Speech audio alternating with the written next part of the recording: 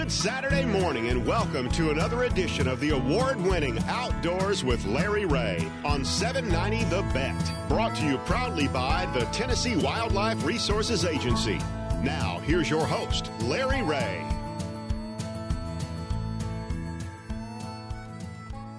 Hey, good Saturday morning. Welcome to Outdoors with Larry Ray on 790 AM 790. And as you can tell, I am not in the studio. I am in COVID protocol, so to speak, waiting on the results of a COVID test, which I don't think I have COVID, but I'm not taking any chances. So I can get my allergy medicine for me and everything. And just so happy on this second Saturday in January of 2022 that my buddy Ron Wong is there. Good morning, Ron. Hey, good morning, Larry. Good morning, everybody. It's a cool day in the neighborhood, and hopefully it'll quit raining today where I can go fishing. That's all I care about.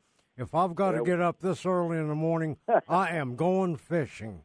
Well, I wished I was there with you. Shelby McCall is taking care of everybody, and we're going to get this last checkup for the year. I was hoping that I would have been out in the woods this past week.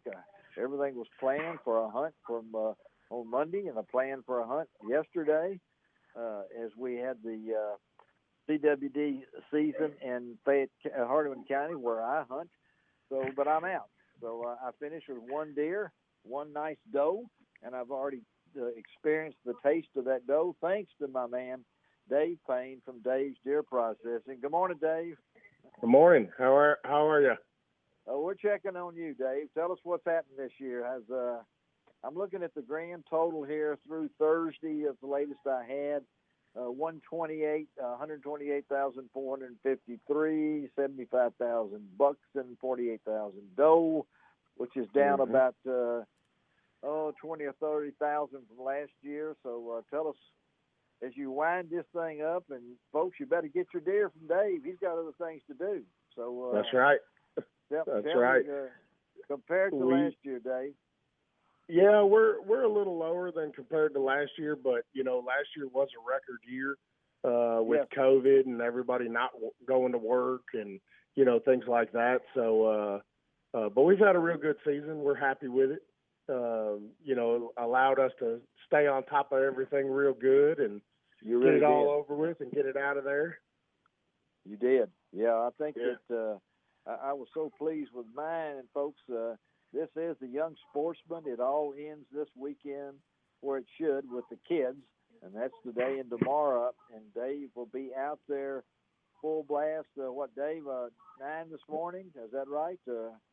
Yeah, that's right. We'll be there 9 to 7, waiting on the last one to come in. And that'll be today and tomorrow.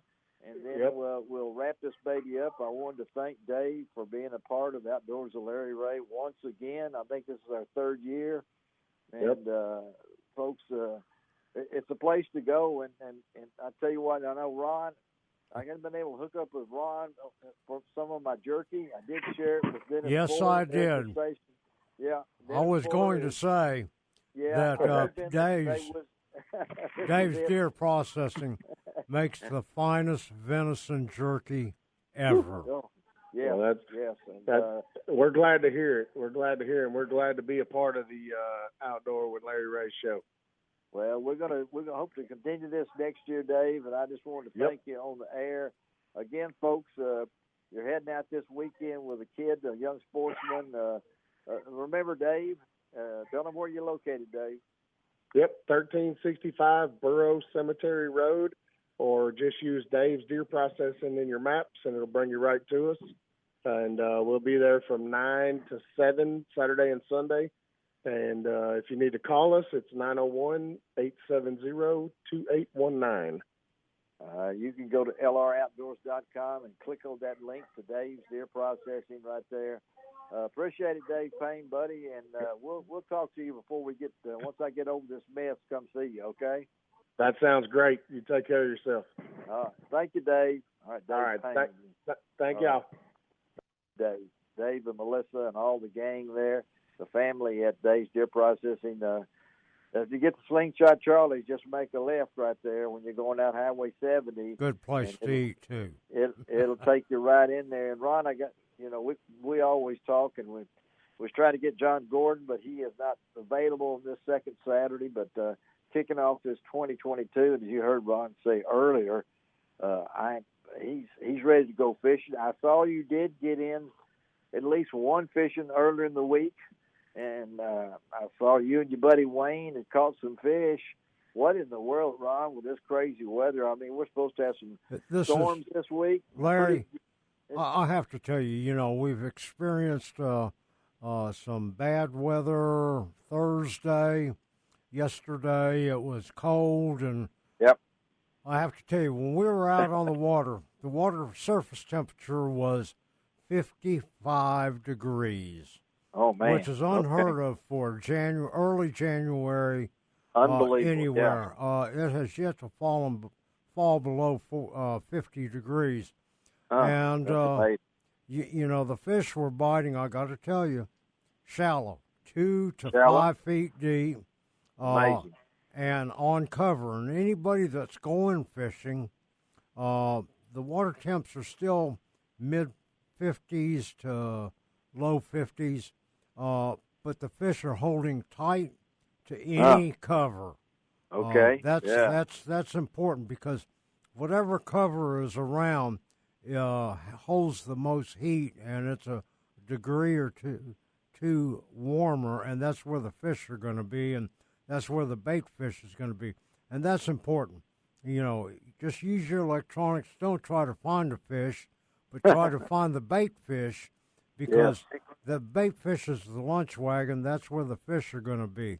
And the crappie fishing is still really good.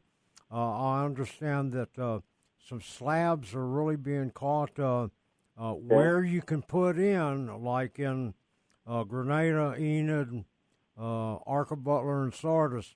Water is very muddy because of all the rain that we had, but the fish don't care. Just make sure that you're using a dark-colored bait, like a cricket color or a black and chartreuse, and fish slow around any kind of cover you can find. That's what they're going to be. And they're not going to be deep. 5 to 8 feet for the crappie.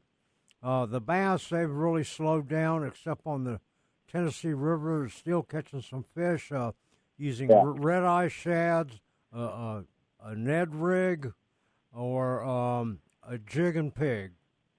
All right, there you go from Ron Wong. And I know this show today, y'all got to stick around, because Ron's got a couple of little special guests that I'm really looking forward to talking to. That's Jeremy Madley out of Martin, Tennessee, with the new TV show On the Hook. Yep. And also Greg, and I'm not sure how to pronounce Greg's last name. I believe it's Menier. Menier, something like that. But yeah. We'll talk. He's the owner and operator at Vicious Fishing Line, and he's got quite a story to tell. I mean, he's worked his way up, and he owns a company now. He's in Indiana. Yeah. I talked to him earlier in the week. It was snowing up there, too, but they know how to handle it. But yeah, right. So we're going to talk to a little crappie fishing, and then we're also going to check on our Little Red River and see what's going on over there at Lindsay's Resort with Lindsay White and Jay Gutermuth, because that river is year-round, 50-something degrees, and so those fish aren't affected by cold weather. They're not affected. No, that Little Red River, the water temperature is a constant 42 to 45 degrees year-round, because it's being drawn from the lake. Drawn from Deersbury Lake down through there. They're generating, and you can get the big browns, the big rainbows. So we're going to talk to them and close out the show with our buddy Mark Copley. Mark's been dealing with some health issues, and but he's still the manager of trade shows and media relations for Rather Outdoors in Columbia, South Carolina. It's still hard for me to pronounce all that, and think that instead of Memphis, that's where Strike King is. And we got some big news out of Strike King this week about joining forces with BASF, and they got some new TV formats they're talking about with Strike King and Lose and all the gang. So we'll close out with them. But hey, I thought we'd talk a little fishing on this second Saturday in January. Well, hunting's unfortunately starting to close down. I hate to see that, but duck hunters are still out there, and this is their kind of weather. And we will talk with Frank Barton on next week's show and get a lot of duck hunting reports. Yeah, because we're finding down there till the end of this month. One of them ends on the 30th, and one ends on the 31st for the duck season. But they're still looking for rain and more water. But at the same time, they love that weather we had coming through. That's just duck hunters. yeah. You know, the colder it is, the more they can sit around the fire and eat while the ducks are. That's right. That's right. And, you know, we talked a little bit about trout fishing a while ago, and we're going to talk to, obviously, Jay and Lindsay. But, you know, I have to give a shout-out to our very own WRVR, The River, Mr. Ron Olson, catching a big brown trout on a Countdown Rapala. And I got to tell you, I'm going to get a picture of that and write up a little bit on it. And you will put it out there on LROutdoors.com. I want that. I saw it, and of course we saw Ron at the radio station Christmas party, and he was all fired up about getting over to the Little Red. Oh, yeah. You were telling him lures and everything like that, and all of a sudden, bingo, Ron catches a fish like that. And I don't know anybody that loves the Little Red more than Ron Olson, and that's where he spends his time away from time. But that's great, Ron. I hope you get a picture of that, and we'll be posting something on LROutdoors.com. We're actively doing that, updating the website as we speak. And like I say, I wish I was in the studio. It feels kind of weird doing. You just take care of yourself, get well, and so. Hey, right now, it's a good time to take a break here at Outdoors with Larry Ray, and we'll be right back with a report from the Little Red River.